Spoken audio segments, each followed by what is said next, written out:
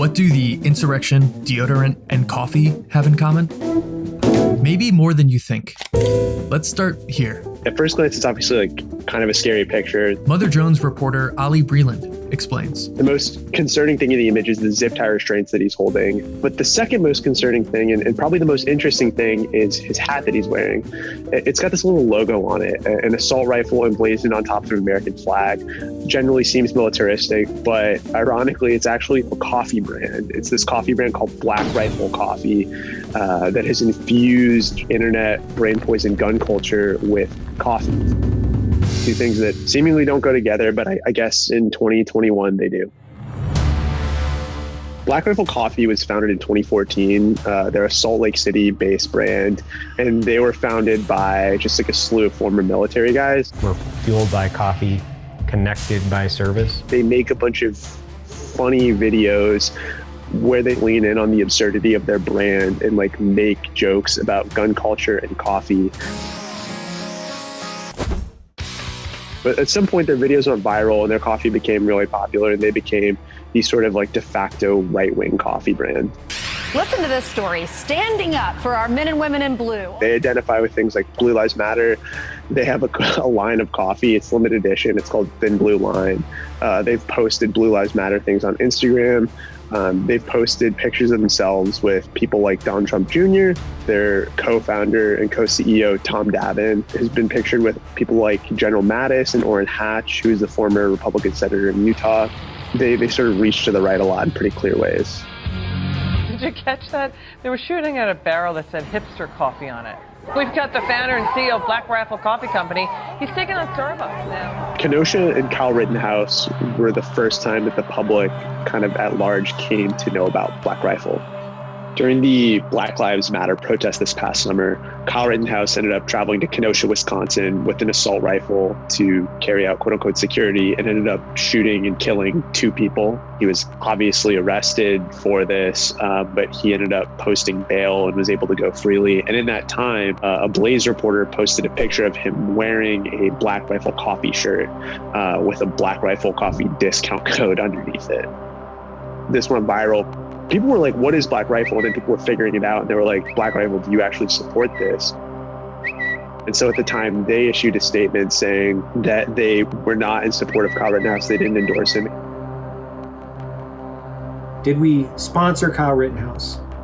The answer is no. And if you actually look at the statement, it's not super strong. They don't say like, what he did was bad. They're just saying he's not one of us. Don't associate our brand with him. We believe in the Constitution, the Second Amendment, the right to bear arms. We also believe that a person is innocent until proven guilty. But that was enough to cause a huge coffee backlash. I guess the internet right gun people, they got super mad and they were like, this is not okay. Looks like Black Rifle Coffee Company has forgotten its base. Your logo is literally an AR-15 and your name is Black Rifle Coffee Company. I reserve the right to have an opinion on any company and what they do, and my opinion is the Black Rifle. There was like an exodus from the brand into an even more harder right coffee brand, which does exist, crazily enough. Like there is a wilder, more right-wing coffee brand that has been specifically endorsed by the Proud Boys.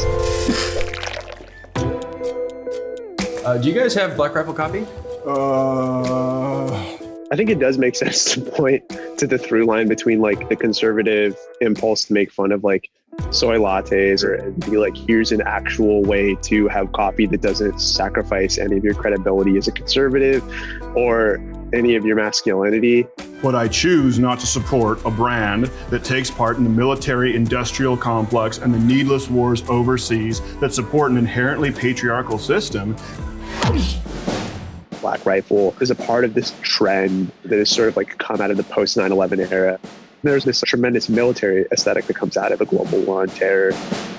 You have troops out in Iraq and Afghanistan, and they're wearing this sort of updated gear. Then you see these games being updated to current times. You see SOCOM Navy SEALs.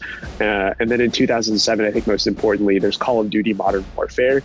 You see these like online gun spaces building up where people aren't like just trading the guns that they used to. They're getting really into the contemporary modern weapons of war. They're building this sort of new identification of gun culture that is directly influenced by like what's happening in the global war on terror. What's up, Airsofters? My name is Lane and welcome to the BB Warrior. And so then you see like brands like Black Rifle Coffee as a sort of like auxiliary thing start to come in even after that to sort of help generate this entire world. Like the world is no longer just guns and clothes. You can also buy certain types of barbecue. You can buy certain types of coffee to like sort of enclose your world even more in this space.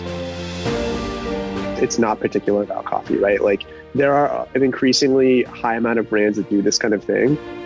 It's not unique to conservatives that like you want to express your viewpoints and beliefs through your purchases. But what is unique is that the contemporary right just, claims that it absolutely abhors the idea of canceling things. Cancel culture. Cancel culture. Cancel culture. Cancel culture now has permeated every single part of our society. Rejecting things for the merits of their politics and, silencing speech. And by the way, sadly, I predict it's only going to get worse. But this is like a classic case of that. Black Rifle was canceled by a segment of the right for not backing Kyle Rittenhouse's alleged murders. This is same types of people who rail against cancel culture and abhor it. But when it suits them, they're more than happy to cancel whoever.